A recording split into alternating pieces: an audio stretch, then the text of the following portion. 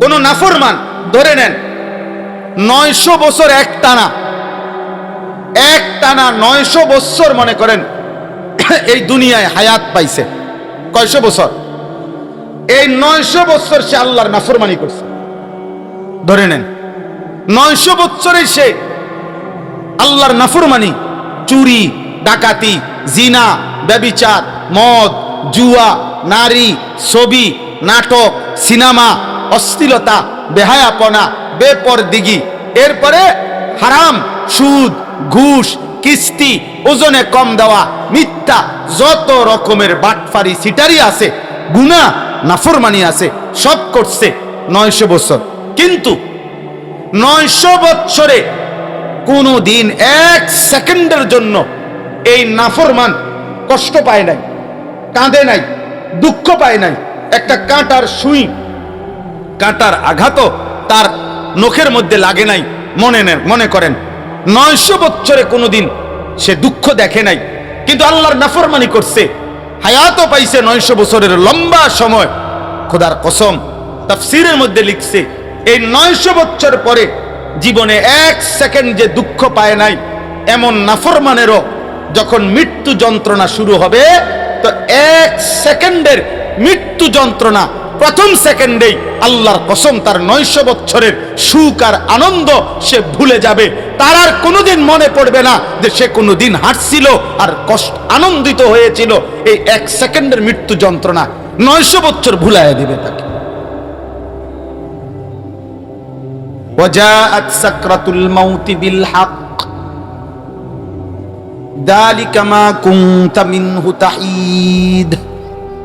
আল্লাহ বলে সত্য সত্যই বান্দা, বিল হক, সত্য সত্যই বান্দা মৃত্যুর যন্ত্রণা চলে আসবে।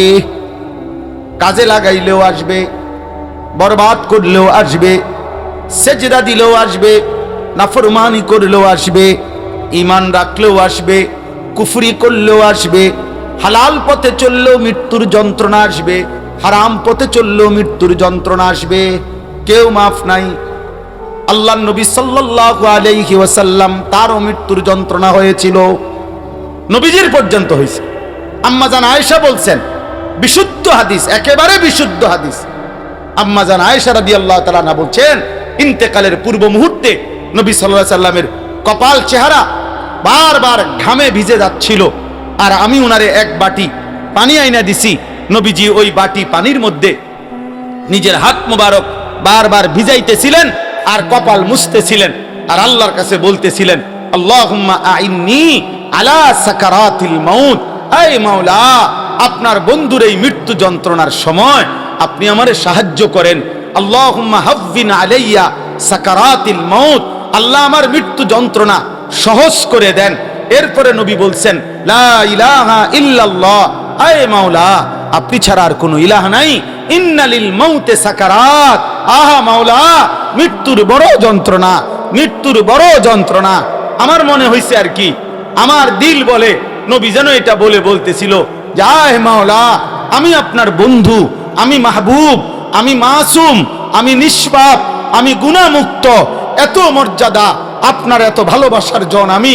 আমার কাছে যদি মৃত্যু যন্ত্রণা এমন মনে হয়, আমার উম্মতের গুনাহগার বান্দার কি হবে?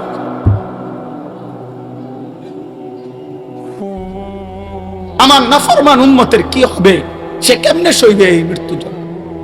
30 বছরের সুদখোর হয় কেমনে সইবে মৃত্যু যন্ত্রণা? বছরের পর বছর যেই নাফরমান যুবক, এই নওজোয়ান, যে কোনোদিন ফজরের নামাজ পড়ো না, হায় নওজোয়ান, তুমি কেমনে রে সইবা বাপ? কবরের আযাব তো পরে ভাইয়া, আজরাইলের জান কবজের কষ্ট তো আরো পরে, হাসরের ময়দানের আযাব তো পরে ভাইয়া, জাহান্নামের আযাব তো আরো সামনে ভাইয়া, ফুলসে রাতের কষ্ট তো আরো সামনে, হাসরের ময়দানে দাঁড়িয়ে থাকার কষ্ট তো বন্ধু আরো সামনে। শুধু মৃত্যু যন্ত্রণা প্রথম সেকেন্ড, ওইটা সইবা কেমনে? ওইটা কেমনে সইবা? প্রতিদিন যারা হারাম রোজগার করে, মানুষকে ঠকায়, আর এই দুনিয়া নিয়ে যারা পদ পদবী, নেতাগিরি, মাতবুরি করে মানুষের উপরে জুলুম করে, অন্যের সম্পদ লুণ্ঠন করে, রাষ্ট্রের সম্পদ লুণ্ঠন করে, এই ডাকাত, এই চোরগুলা হাসরের ময়দানে কেমনে দাঁড়াবে? এগুলা দাঁড়াবে কিভাবে? এদের মৃত্যু যন্ত্রণার সময় কি হবে? কি হবে এদের হালাত বলেন? ভেবে দেখেন। একটা ছেলেই ভাবেন, একজন বাবাই ভাবেন, একজনই ভাবেন। রাসূলুল্লাহ সাল্লাল্লাহু আলাইহি সাল্লামের একজন সাহাবী আমর ইবনে আস ওনাকে জিজ্ঞেস করছিল মৃত্যুর পূর্বে, মৃত্যুর যন্ত্রণা আপনার এখন কেমন মনে হইতেছে? আমার কাছে আরবি কিতাব আছে। তিনি বলছেন, কাআন্না জিবালাদ দুনিয়া আলা সাদরি ওয়া কাআন্নী আতানাফাসু মিন সাকবিল ইবরা। উনি বলছিলেন, আমার মনে হচ্ছে পৃথিবীর সবগুলো পাহাড় আমার বুকে চাপা দিয়া রাখছে, আর আমি যেন একটা সুঁইয়ের ছিদ্র দিয়া নিঃশ্বাস নিতেছি। এ যদি হয় একজন সাহাবীর হালাত, বলেন বাকিদের হালাত বলেন। অতএব আমার কথা শেষ। আল্লাহ তাআলা বলছে, বান্দা ওয়ালাকাদ খালাকনাল ইনসানা, এই পাঁচটা এক টানে বলি। এক, আমি তোমাকে সৃষ্টি করেছি, তুমি আমার থেকে আড়াল হইবা কেমনে? দুই, ওয়া না'লামু মা তুওয়াসবিসু বিহি নাফসু, তোমার বাহ্যিক না বরং অন্তরের গভীরে যেই গুনাহ কল্পনা আমি সেটাও জানি।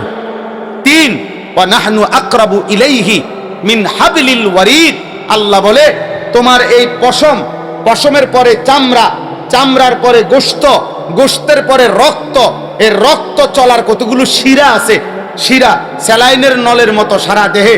আল্লাহ বলেন রক্তবাহী ওই শিরা উপশিরাগুলোর চাইতো বেশি কাছে আমি আল্লাহ, আমি আল্লাহ। এই তিনটা। চার, ইজিয়াতালাক্কাল মুতালাক্কিয়ানে আনিল ইয়ামিন ওয়া আনিশ শিমালি কাঈদ, 24 ঘন্টা তোমার ডানে এবং বামে আমার দুইজন ফেরেশতা আছে। আছে? কথা বলে না? এই চার। পাঁচ, মা ইয়ালফিজু মিন কাউলিন ইল্লা লাদাইহি রাকিবুন আতীদ, তোমার এই জবান দিয়ে 24 ঘন্টা যে শব্দ উচ্চারিত হয়, ভালো কিংবা মন্দ, উপকারী কিংবা অপকারী, হালাল কিংবা হারাম, গুনাহ কিংবা নেকি, জিকির কিংবা গালি, আল্লাহ বলে ওইটাও আলাদা আরেকজন তৎপর চৌকান্না ফেরেশতা তোমার শুধু কথাগুলো, উচ্চারণগুলো আলাদা লিখতেছে আরেকটা ফাইলের মধ্যে। এই পাঁচটা। আমি তোমাকে সৃষ্টি করেছি, আমি তোমার কলজার ভিতরের খবরটাও জানি, আমি তোমার একবারে রক্তবাহী শিরা উপশিরার চাইতেও বেশি কাছে আছি। আমার দুইজন ফেরেশতা তোমার ডানে বামে আছে, আমার একজন ফেরেশতা তোমার জবানের উচ্চারণগুলো লিখতেছে। এই অবস্থায় ওয়াজাআত সাকরাতুল মাউত বিল হক, একদিন সত্য সত্য তোমার মৃত্যু যন্ত্রণা শুরু হয়ে যাবে, মৃত্যু হয়েই যাবে, কবরে যাবে। তখন তুমি এখনই ভেবে দেখো, যালিকা মা কুনতা মিনহু তাহিদ, এই মৃত্যু থেকে তুমি বারবার পলায়ন করছিলে। মরতে তুমি চাও নাই, মরতে তোমার আব্বাও চায় নাই, মরতে তোমার দাদাও চায় নাই, মরতে তোমার বংশের কেউ চায় নাই, কিন্তু পৃথিবীতে কেউ থাকতে পারে নাই। আমারও দাদা ছিল, এই দেশের মানুষ, আমি আপনাদের ছেলে। আমার দাদাও তো কবরে, আমার বাপও তো ছিল, আমার বাপ কবরে, আমার জ্যাঠা ছিল, আমার জ্যাঠা কবরে, আমার চাচা ছিল, আমার চাচা কবরে, আমার নানা ছিল, আমার নানা কবরে, আমার নানি ছিল, আমার নানি কবরে। আমার বংশের কত মানুষ আজকে দোস্ত কবরে চলে গেছে, আমিও চলে যাব, তুমিও চলে যাবা। তো সেই সময়ের জন্য আজকে এখন থেকে নিয়মিত হারামের পথ ছেড়ে হালালের পথ চলে আল্লাহর নাফরমানি ত্যাগ করে ঈমান, ইসলাম, দ্বীন, শরীয়ত মেনে চলার পুরি চেষ্টা করবেন। মৃত্যু যন্ত্রণা শুরু হলে ফেরাউনও তওবা করতে চাইছিল, ফেরাউনও ঈমান আনতে চাইছিল, কিন্তু কোনো লাভ হয় নাই। নমরুদও ফিরতে চাইছিল, লাভ হয় নাই। মৃত্যুর মুহূর্তে সবাই ফিরতে চায়, আল্লাহ আর সুযোগ দেয় না। দৈন্তান্নাই কান্না। এজন্য ফিরবো কখন? আজ। কখন? এখন। বলেন না কখন? বলেন কখন? দিন মানেন, দিন মানেন, দিন মানেন, নবীজির একটা একটা সুন্নত মানেন, শিরিক থেকে মুক্ত থাকেন, কুফর থেকে মুক্ত থাকেন, নবী সাল্লাল্লাহু আলাইহি সাল্লামের সুন্নতের উপরে জীবন কাটান, বিদআত থেকে বেঁচে থাকেন, উলামায়ে কেরামকে ভালোবাসেন, কওমি উলামাদের সাথে সম্পর্ক রাখেন। ইনশাআল্লাহ এই আসমান জমিন আজকে শত শত বছর ধরে একথা প্রমাণিত, সারা পৃথিবীর কাছে প্রমাণিত। উলামায়ে দেওবন্দ, কওমি মাদ্রাসার উলামায়ে কেরাম দেশ জাতি, পৃথিবী, উম্মত, ইসলাম, মুসলমানদেরকে কখনোই গুমরাহ পথে, আল্লাহর নাফরমানির পথে চালায় নাই, বরং সত্যিকার ঈমান, তাওহীদে খালিস, ইত্তেবায়ে সুন্নাত, তাআল্লুক মা আল্লাহ, এলায়ে কালিমাতুল্লাহ, এই চার মেহনত, আল্লাহ পাকের বিশুদ্ধ একত্ববাদ, রাসূলুল্লাহর পূর্ণাঙ্গ সুন্নতের অনুসরণ, আল্লাহর সাথে গভীর সম্পর্ক এবং আল্লাহর জন্য জান বিলিয়ে দেওয়ার জন্য জিহাদ ফি সাবিলিল্লাহ, এই চার মেহনত আমাদের প্রথম ব্যক্তিও করেছে, এখনো করছে, কিয়ামত পর্যন্ত উলামায়ে দেওবন্দ, কওমি উলামায়ে কেরাম করবেই ইনশাআল্লাহ। অতএব সবাইকে অনুরোধ করছি, দিন মানেন, আল্লাহকে মানেন, কোরআন সুন্নাহ মতে উলামায়ে কেরামের তত্ত্বাবধানে চলবেন, সুন্নাতের উপরে চলবেন। আল্লাহ তৌফিক দান করেন। আমরা সুন্নাতের উপরে বুঝানোর জন্য, গুরুত্বের জন্য আমি একটা কিতাব আমার ওই সাদা গাড়িতে বিক্রি করি। আমাদের নবী সাল্লাল্লাহু আলাইহি সাল্লামের সমস্ত সুন্নাত 650 পৃষ্ঠা ব্যাপী, বাংলা ভাষায় এর চাইতে বড় পূর্ণাঙ্গ নবীজির সুন্নাতের উপরে বিশুদ্ধ প্রামাণ্য দলিল সহ আর কিতাব নাই। আরো আছে কিন্তু এত বড় পূর্ণাঙ্গ নাই। আমাদের ঢাকা গাজীপুরের বাংলাদেশের একজন বড় বুজুর্গ অধ্যক্ষ মিজানুর রহমান চৌধুরী, গাজীপুরের কাপাসিয়ার হজরত মহিউসুন্নাহ হজরত মাওলানা শাহ আবরারুল হক থানবী রহমতুল্লাহর খলিফা, উনার বাংলাদেশের খলিফা অন্যতম একজন, উনার লিখিত একটা একটা সুন্নাত নবীজির জীবনের ছোট বড় সব পাবেন। 400 টাকা মূল্যে আমরা এটা বিক্রি করি। সুযোগ হলে ওইখান থেকে কিনবেন, অথবা নিজ নিজ জায়গা থেকে সুন্নাতের উপরে কিনে কিতাব ওলামাদের থেকে বুঝে বুঝে দিন মানবেন। আল্লাহ আপনাদেরকে তৌফিক দেন। নাঙ্গলকোট উপজেলা কওমি মাদ্রাসা সংগঠন আজকের এই সম্মেলন আল্লাহ তাআলা কবুল করে নেন, আমিন। সুবহানাল্লাহি ওয়া বিহামদিহি, সুবহানাকাল্লাহ। ইলম পূর্ণ হওয়ার জন্য এক নাম্বার হলো আল ইস্তিমা, মনোযোগ দিয়ে শোনা, কান লাগিয়ে শোনা। 2 নম্বরে হলো বুঝতে চেষ্টা করা। 3 নম্বরে মুখস্থ করা। 4 নম্বরে আল আমালু, আমলে পরিণত করা, আমলে পরিণত করা। এলেম তখনই এলেম হয়, মুফতি শফি রহমতুল্লাহ আলাইহি বলছেন, যখন এলেম আমলে পরিণত হয়।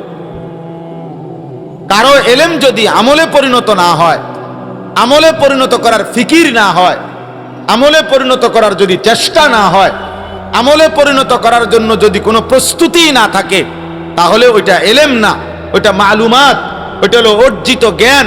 সে কিছু জিনিস জানে কিন্তু এটা এলেম হয় না, এটা এলেম হয় না। যেমন মনে করেন, উদাহরণ দিলে বুঝবেন, একটা সহজ হিসাব। মনে করেন গত 10 বছরে যেই মুসলমান কোনোদিন 5 ওয়াক্ত নামাজ পড়ে নাই, 10 বছর যাবত, আপনি তাকেও যদি জিজ্ঞাসা করেন যে ভাই তুমি কওসাই নামাজ কয় ওয়াক্ত, তা আপনারা বলেন, সে কি বলবে? 12 ওয়াক্ত। কথা বলেন না, সে কি বলবে? ওই লোকটা বেনামাজি, এই লোকটা কি বলবে? হ্যাঁ, তাহলে নামাজ যে 5 ওয়াক্ত, এটা যে 10 বছরের বেনামাজি তেও জানে, এটা এলেম না, এটা মালুমাত। এই কথাটার জ্ঞান তার আছে যে নামাজ 5 ওয়াক্ত, কিন্তু এলেম না। এটা এলেম তখনই এলেম যখন তা আমলে পরিণত হয়। এজন্য ওই তালেবে এলেম যখন তার এলেমের তলব আমলে পরিণত হচ্ছে।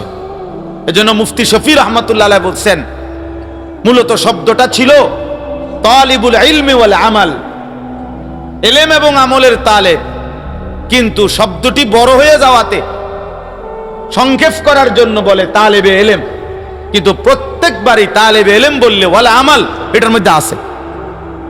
যেমন ওয়াল আকিবাতু শব্দ যদিও ওয়াল আকিবাতু, কিন্তু খায়রুল আকিবা, আমরা আজীবন মাদ্রাসায় পড়ছি এটা উস্তাদদের কাছে, যে এখানে হুসনুল আকিবা, খায়রুল আকিবা, খায়ের এই শব্দটা উজ্জ্ব আছে।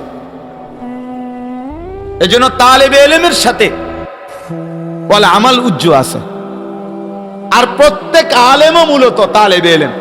পৃথিবীর সবচেয়ে বড় আলেম উনিও মূলত তালেবে ইলমে, কারণ ইলমের এমন কোন স্তর নাই এতটুকু অর্জন করার পরে এতটুকু এত বছর পরে আর এলেমের কোনো কিছু বাকি নাই, সব অর্জন হয়ে গেছে, কমপ্লিট। এমন এলেমের কোনো এমন স্তর নাই যে 16 বছর পড়লে আর পড়া শেষ, আর নাই। 22 বছর পড়লে আর পড়ার কিছু নাই, এমন সিস্টেমে নাই। এলেম একেবারে গায়রে মাহদুদ, সীমাহীন এক নিয়ামতের নাম হচ্ছে ইলম। এজন্য তাবে তাবি, সাহাবা, উম্মতের ফুকাহা, মুজতাহিদিন, মুআল্লিম, উলামা, মুহাদ্দিসিন, ওনাদের অসংখ্য জীবনী আছে যারা শেষ নিঃশ্বাস পর্যন্ত ইলম তলব করছে। বিখ্যাত কিতাব সাফাহাতুম মিন সাবরিল উলামা, শেখ আব্দুল ফাত্তাহ আবু গুদ্দা রাহমাতুল্লাহর কিতাব, সারা পৃথিবী বিখ্যাত কিতাব। এই কিতাবের মধ্যে এরকম শত শত ঘটনা আছে ইসলামের ইতিহাসের এই 1450 বছরে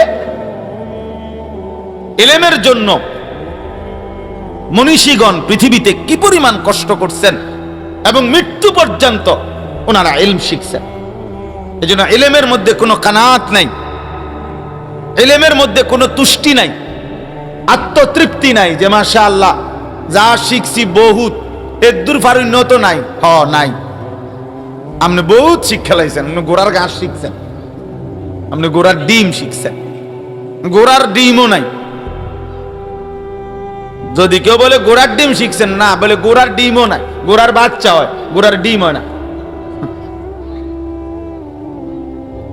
এইটাও ভুল কথা যে গোড়ার ডিম না, গোড়ার ডিম নাই, গোড়ার বাচ্চা। যেমন গাভীর কোনো ডিম হয় না, গাভীর বাচ্চা হয়। ছাগলের কোনো ডিম হয় না, ছাগলের কি হয়? বাচ্চা হয়। এই জন্য ইলমের কোনো কানাত নাই। নবী সাল্লাল্লাহু আলাইহি ওয়াসাল্লাম বলছেন, মানহুমান লা ইয়াশবাআন, মানহুমুন ফিল ইলম, মানহুমুন ফিদ দুনিয়া। নবী বলছে দুই জিনিসের আসক্ত কোনদিন তৃপ্ত হয় না। এক, ইলমের আসক্ত। দুই, দুনিয়ার আসক্ত।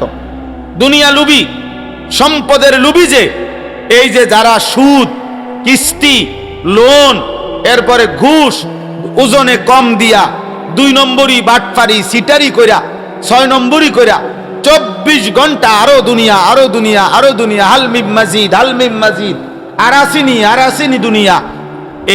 এরা জীবনে কোনোদিন তৃপ্ত হয় না। আরেকটা হলো সত্যিকার ইলম যে অর্জন করে সে কখনো তৃপ্ত হয় না, বরং সে শেষ ইমাম আবু ইউসুফ রাহমাতুল্লাহর জীবনীতে আছে, আমাদের হানাফি মাযহাবের বিখ্যাত ইমাম, ইমামে আজমের শাগরিদ রশিদ, উনি মৃত্যুর পূর্বে শেষ উনি জিজ্ঞাসা করতেছিলেন, ওই জামানার বিখ্যাত আলেম দ্বীন উনাকে জিজ্ঞেস করছে, উনাকে দেখতে আসছে, আর শেষ উনি বলছে হজ্জের সময়ে যে ফাতর মারে শয়তান রে, এইটা কোন বাহন মানে গাদা, ঘোড়া, খচ্চর, এইটার উপরে বৈশা ফাতর মারা উত্তম নাকি পায়ে হাইটা ফাতর মারা উত্তম? তখন ওই বুজুর্গ বলতেছেন, হযরত আপনার এখন মুমূর্ষ অবস্থা, শেষ অবস্থা, আপনার জান যায়, রুহু যায়, অহন ফাতর কেমনে মারলে উত্তম, এটা বুঝি আপনার এখন দরকার, এটা না হলে চলে না। উনি বলছে, হায় তুমি কি বললা, ইলমের একটি অজানা বিষয় না জেনে কবরে যাওয়া চাইতে ওই বিষয়টি জেনে কবরে যাওয়া আমার কাছে অনেক বেশি উত্তম, অনেক বেশি প্রিয়, অনেক বেশি।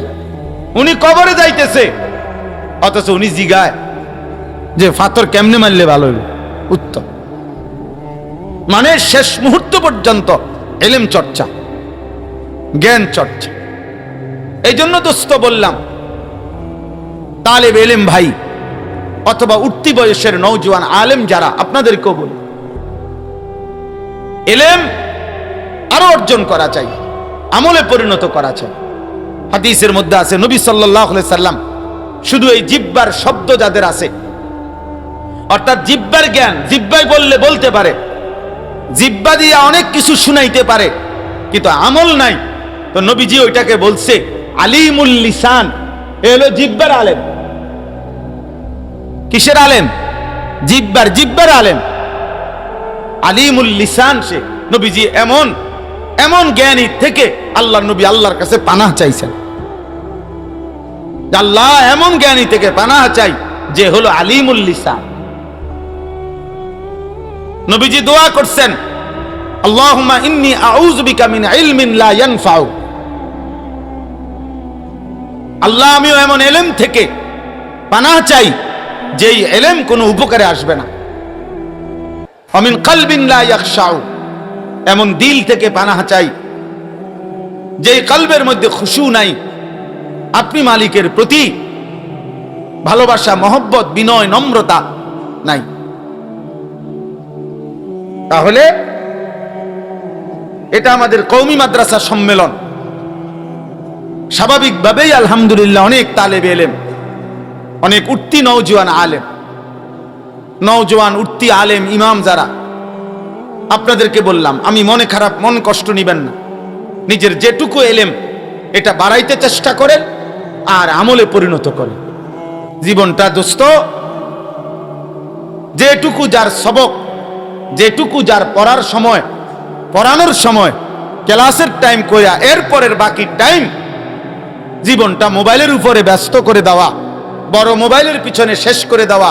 পাঞ্জাবিওয়ালা, টুপিওয়ালা, আপনাকেও বললাম যে মোবাইলে ব্যস্ত, বড় মোবাইলে আসক্ত টুপিওয়ালা, আমনের দিয়েও পৃথিবীতে কিছু হবে না। পাঞ্জাবিওয়ালা আমনের দিয়েও কিচ্ছু হইতো না, মনে রাখি। আমনের দিয়ে ভাত খানাই হইব। এই আমনের একজন বউ আর আমনের দুইটা জিফুত, আর আমনে নিজে একজন।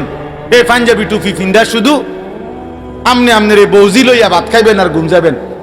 আর এটার লেগে আরো কয় টাকা বাড়ান যায় কেমনে, বউ বাচ্চা সংসারটা চলনের লেগে একটু আরাম, এর জন্য যদি আরো কয়টা টাকা বেতন, আরো কি করা যায়, এই ফিকির হয়তো হইতে পারে।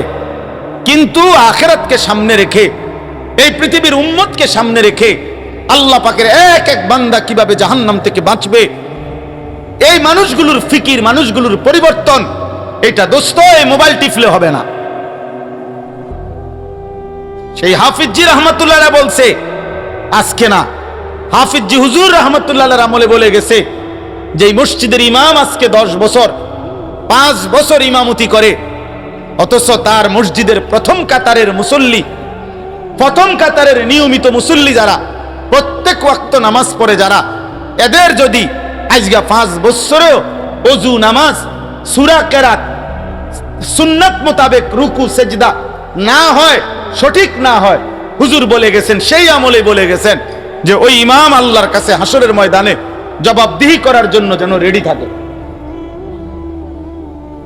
ওই মৌলবী রেডি থাকেন, আমনে আল্লাহর কাছে জবাবদিহি করতে হবে। মানুষে শুনতে চায় না, তো নবীজির কাছেও তো সবাই শুনতে চাইছিল, কথা বলেন না কেন? হ্যাঁ, নবীজি সাল্লাল্লাহু আলাইহি সাল্লাম যেদিন কালেমার দাওয়াত দিতে শুরু করছে, সেদিন তো একবার সবাই মক্কার কুরাইশরা পাঞ্জাবি টুপি ভিন্দাই তো বইছিল নাকি? তো শুনতে চাইছে না, শুনতে চাইবে না, তো এটাই তো পাবলিকের কথা। আর এদেরকে মেহনত করবে, এটাই তো আলেমের কথা। সবে যদি আমনে বলবার আগে আব্দুল কাদের জিলানী হইয়া যায়, তো আমনে কারে কইবেন? আমনে বলবার আগে যদি সবাই বাইজিদ বোস্তামি হইয়া যায়, তো আমনের আর কি, তো আপনি কি ঘাস কাটবেন? আপনি ঘাস না কাটবেন গিয়া? এই জন্য জরুরি, এ খোলামেলাই বললাম, ও মাইন্ড করার কিছু নেই। আলগা কইলে ভালো হইতো, আলগা আপনারা পাই না,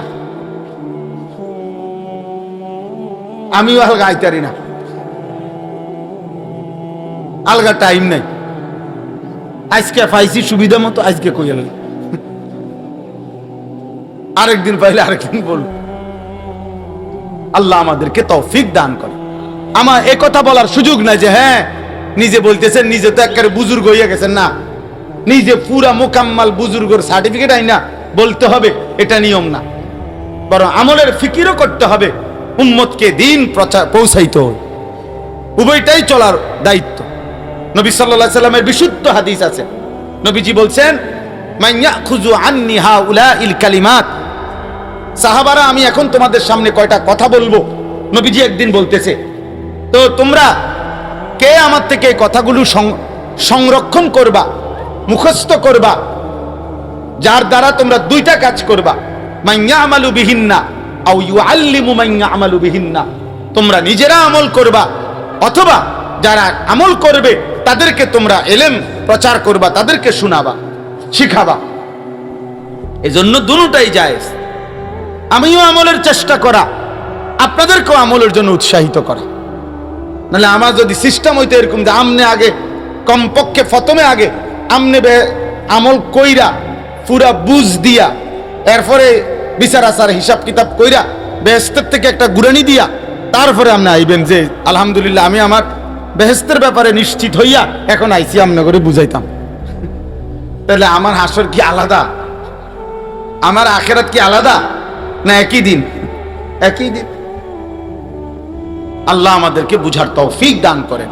উম্মতের ফিকির চাই, কওমের উলামায়ে কেরাম। এজন্য 5 নাম্বার হলো সুফিয়ান ইবনে উয়াইনার কথাটা বলতেছিলাম। 5ম নাম্বার হলো আন-নাশরু, অর্থ হইল অন্যের কাছে পৌঁছানো। আন-নাশরু মানে হলো পৌঁছানো। তাইলে ইলম পূর্ণ হয় 5টি জিনিস করলে। 1 আল ইস্তিমা, মনোযোগ দিয়ে শোনা। 2 আল ফাহমু, বুঝতে চেষ্টা করা। 3 আল হিফজু, মুখস্থ করা। 4 আল আমালু, আমলে পরিণত করা। 5 আন নাশরু, অন্যের কাছে পৌঁছানো। এজন্য নবী সাল্লাল্লাহু আলাইহি সাল্লামের বিখ্যাত হাদিস আছে। আল্লাহ নবী সাল্লাল্লাহু আলাইহি সাল্লাম বলেন, আমার উম্মতের ওই মানুষগুলোর চেহারা হাসরের দিন আল্লাহ তাআলা নূরে নূরে আলোয় আলোকিত করে দিবেন ওই চেহারাগুলো, যেই চেহারার মানুষগুলো আমার হাদিস, আমার কথা, আমার দিন প্রথমত নিজে শুনছে, এরপরে নিজে মুখস্থ সংরক্ষণ করছে, এরপরে ওয়া আদ্দাহু ইলা মান লাম ইয়াসমাহু, যারা শুনে নাই তাদের কাছে পৌঁছায় দিয়েছে। এই 3টা কাজ যারা করছে, মান সামিআ মিন্নি ফাওয়াহু সুম্মা আদ্দাহু ইলা মান লাম ইয়াসমাহু আও কামা ক্বালা আলাইহিস সালাতু ওয়াসসালাম। প্রথমত নিজে মুখস্থ করছে, আমার থেকে শুনে নিছে, এরপরে নিজে মুখস্থ করছে মানে আমলে পরিণত করছে এবং অন্যের কাছে এরপরে পৌঁছেছে। আল্লাহ নবী সাল্লাল্লাহু আলাইহি সাল্লাম বলছেন, আল্লাহ তাআলা কিয়ামতের দিন নাদ্দারাল্লাহু ইমরাআন, আল্লাহ ওই মানুষগুলোর চেহারা আলোকিত করে দিবে, আলোকিত করে দিবে, নূরানি করে দিবে। সুবহানাল্লাহ। এজন্য বাপ সবাই রে বল, আমরা মুসলমান, হুজুর, পাবলিক সবাই আমরা মুমিন, সাধারণ যারা আছেন আপনাদেরকে বলি বাপ, মসজিদে জুমার বয়ান, ওলামায়ে কেরামের এই নসিহত, এই সম্মেলন, এই মাহফিল, সব কিছুর মূল হলো আপনাকে আমলে পরিণত করতে হবে, আমলে পরিণত করতে হবে, আমলে পরিণত করতে হবে, বাস্তবায়নের ফিকির করতে হবে। নাই তো এই শুনবার দ্বারা তেমন উল্লেখযোগ্য কোনো ফায়দা আসবে না। আল্লাহ আমাদেরকে তৌফিক দান করেন। প্রিয় ভাই, আমি আপনাদের কাছে কোরআনুল কারীমের 4টা আয়াত, একদম অল্প কথায় সামান্য একটু কথা আর বলতে চাই। 4টি আয়াত কোরআনুল কারীমের পড়ছি। কোরআনুল কারীমের 26 নম্বর পারা, কোরআনুল কারীমের 50 নম্বর সূরা, সূরা কাফ। এই সূরার 16, 17, 18, 19 এই 4টি আয়াত। এই 4টি আয়াতের মধ্যে প্রথম 3 আয়াতে আল্লাহ তাআলা আমাদেরকে বলছেন, বান্দা তুমি, মনে করেন আমাকে বলছে, আনিস তুমি আমার 5টি বিষয়ের তত্ত্বাবধানে 24 ঘন্টা এই 5টি জিনিস তোমার সাথে আছে, তোমার মধ্যে, তোমাকে ঘিরে, তোমার আশেপাশে, তোমাকে কেন্দ্র করে, এই কথা তুমি মনে রাখবা। আল্লাহ বলেন, আর এই 5টি জিনিসের তত্ত্বাবধানে, এই 5টা জিনিসকে কেন্দ্র করে তুমি চলতেছ, হাঁটতেছ, খাইতেছ, ঘুমাইতেছ, রাত্র দিন, সকাল দুপুর, একাকী প্রকাশ্য, ঘর সংসার, বাজার ব্যবসা, রাত দিন, আয় উপার্জন, সবকিছুর মধ্যে এই 5টি জিনিস কার্যকর। তা আল্লাহ বলেন, এই 5টি জিনিস কার্যকর থাকা অবস্থায় তুমি কাজ করো আর অবহেলা করো, আনুগত্য করো আর অবাধ্যতা করো, আমারে ডাকো কিংবা নাফরমানি করো, হালাল করো আর হারাম করো, কাজে লাগাও আর বরবাদ করো। আল্লাহ বলেন এই অবস্থাতেই একদিন তোমার মৃত্যুর সময় চলে আসবে। আর মৃত্যুর সময় চলে আসলেই মৃত্যুর শুরুতে মালাকুল মউত জান কবজ করবার আগেই তোমার একটা মৃত্যুর যন্ত্রণা শুরু হবে, সাকরাতুল মউত। এই সাকরাতুল মউত যেটাকে মৃত্যু যন্ত্রণা বলে, এই মৃত্যু যন্ত্রণা যখন শুরু হবে তো পিছনের হায়াত যে ঈমান আমলের মাধ্যমে কাটাইছে, খোদার কসম তাকেও মৃত্যু যন্ত্রণা হবে, নাফরমানিতে যে কাটাইছে তারও মৃত্যু যন্ত্রণা হবে। কিন্তু তাফসীরের মধ্যে লিখছে মুমিন মুত্তাকি আল্লাহর আনুগত্যে কাটানো ব্যক্তি মৃত্যুর যন্ত্রণা শুরু হবার প্রথম সেকেন্ডেই খুশিতে আনন্দিত হবে যে আমার বন্ধুর মুলাকাতের টাইম হয়ে গেছে, আমার মালিকের সাক্ষাতের সময় হয়ে গেছে। গত 40 বছর আমি যারে সেজদা দিছি, গত 40 বছর আমি ফজরের নামাজে কষ্ট করে ঠান্ডাকে, শীতকে, ঘুমের ক্লান্তিকে উপেক্ষা করে আমি মসজিদে সেজদা দিছি। গত 40 বছর, 60 বছর সকাল সন্ধ্যা বিকেল আমি যে মালিককে ডাকছি, যার জবানে আমার জবানে যার নাম নিছি, যার একটা একটা হুকুম মানতে গিয়ে কত কিছু দুনিয়াতে ছেড়ে দিছি। রাস্তার কত সুন্দরী নারী ছিল, আমি আমার আল্লাহর কথা মানতে গিয়ে দেখি নাই। মোবাইলের কত নারী দেখার সুযোগ ছিল, আমি আমার মনিবের কথা মানতে গিয়ে দেখি নাই। বারবার কলিজাটার মধ্যে ছুরি লাগাইছি, বারবার মনের চাহিদার বিরুদ্ধে গেছি। কতভাবে উপার্জন করা যাইতো, আমার আশেপাশের কত মানুষ সুদে, কিস্তিতে, লোনে 2 নম্বরি 6 নম্বরি কইরা কত টাকা কামাই কইরা দুনিয়া কত উল্লাসের মধ্যে কাটাইছে। আমি আল্লাহরে মানতে গিয়ে, হালাল পথে চলতে গিয়ে 10,000 টাকা, 12,000 টাকা, 8,000 টাকার গোলামি করে মালিকের সামান্য একটু উপার্জনের মাধ্যমে হালাল পন্থায় জিন্দেগি কাটাইছে। রাত গভীরে তাহাজ্জুদের সেজদায় চোখের পানি ফেলছে।